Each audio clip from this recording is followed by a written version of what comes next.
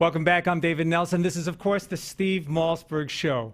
Have you ever wanted to find sunken treasure? I remember when I was a kid, the concept of sunken treasure, pirates, gold, silver, transporting it across the ocean. Think of how much is down there. All the ships that have sunk for centuries. Imagine how much gold and silver is down there. So how'd you like to find it? Well, we're going to talk to somebody who does just that.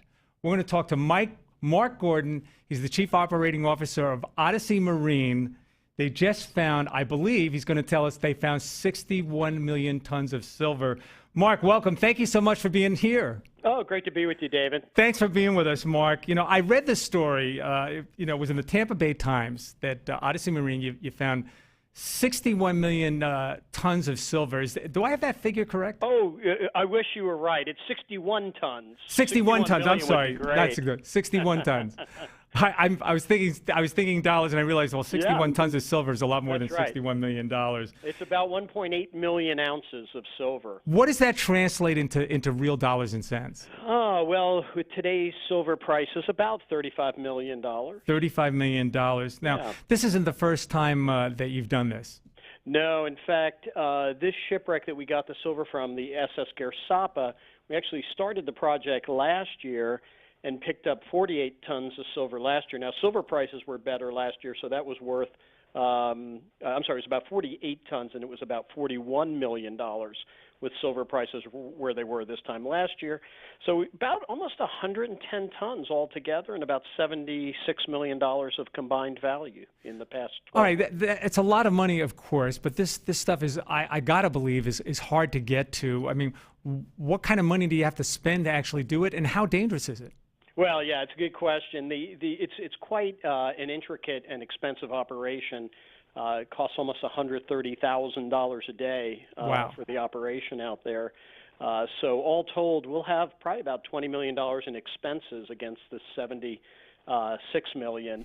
And while it can be a very dangerous environment, we have a top team of professionals, and we have an impeccable safety rating. We actually use unmanned robotic submarines, so no one's in the water. So nobody's actually in the water diving down like in the old movies that we saw.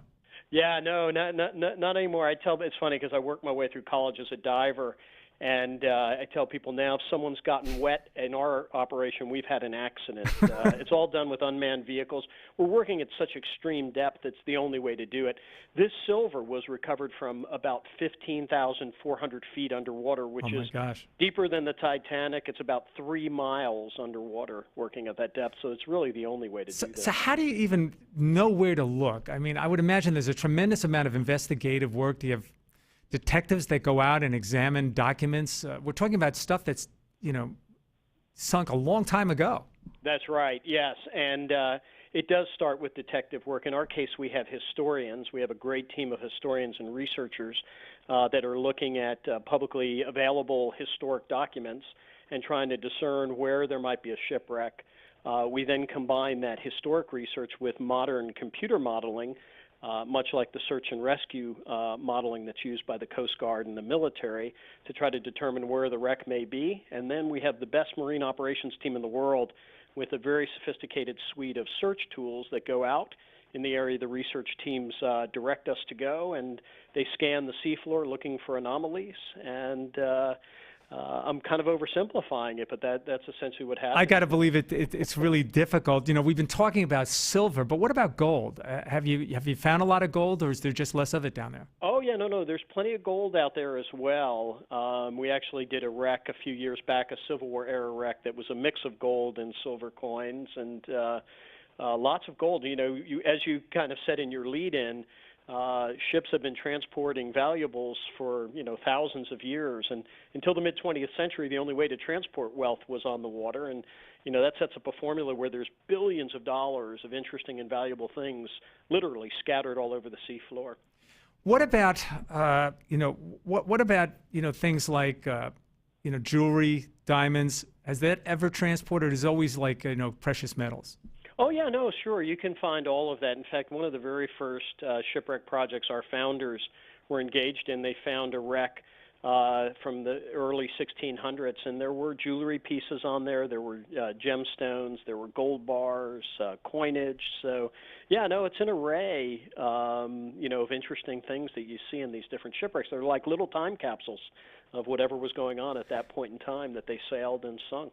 Mark, I got to believe it's a really exciting moment when you bring, I guess, whatever it is you bring up, and you go through it, and you see that you got the goods. But I also have to believe, with success, there's also sometimes failure. Can you talk about maybe an incident where you thought you really had the goods, and you really thought you were going to, strike it rich, so to speak, and you got down there and there was just nothing there? Yeah, it rarely happens that we come up with a zero on the project, but we did have an incident a couple of years ago where we made a recovery, and that recovery was subsequently taken away from us. Taken away? In what sense? Robbed? No. Well, sort of. but no, we went through a process, a legal process with the courts, but. So you explain this now. You found the silver. Was it silver or gold? Actually, it was a bunch of silver coins, and we recovered it, in accordance with all of the laws we knew it at that point in time. But it got very political, and the net of it is the U.S. government decided to help the U.S. government. Well, I can understand. I can understand that. I read something in the paper about Spain. Am I wrong on that? Was there an altercation? That's right. That's exactly the incident where. Well, how does Spain fit in, and why does the U.S. end up with the money? Actually, no. Spain ended up with it. Spain ended up with it. Yeah. Okay. What ended up happening was there was an admiralty court case, but. The case was never actually heard by the courts. They dismissed it, but we were ordered to turn the silver over to Spain. And you got to keep nothing? Got to keep nothing, that's correct. Not even expenses? Nope. That was a zero. That's amazing. But getting back to your original question, when we're out actually looking and we're targeting these wrecks, we have right now pretty much 100% track record of finding what we looked for and having them be valuable recoveries. So this is, actually our third or fourth. All right, this is the big question that probably everybody would like an answer to. You found obviously millions of dollars worth of gold and silver. I can't even imagine how much gold and silver you might project, but have you run the numbers? What are we talking about? Has anybody made a projection about how much gold and silver is actually sitting at the bottom of the ocean? Yeah, well, it's hard to put a number on that, but I can tell you the United Nations has estimated there's 3 million shipwrecks in the ocean, and that might sound like a staggering number, but we have found wrecks that actually predate Christ, so we know ships have been sinking for a few thousand years. And when you think, an average of 1,500 to 1,000 to 1,500 wrecks a year, you pretty quickly get to that number. Now, coming back to what I mentioned earlier, until the mid-20th century, the only way to transport cargo or valuables was on the water. And so, again, it's a formula where I think you could safely guess that there's billions of dollars. I know that we have over 100 wrecks in our proprietary database that are worth at minimum $50 million. $50 million, okay. And some of them at the high end are worth hundreds of millions of dollars, could even be over, $1 billion in individual value.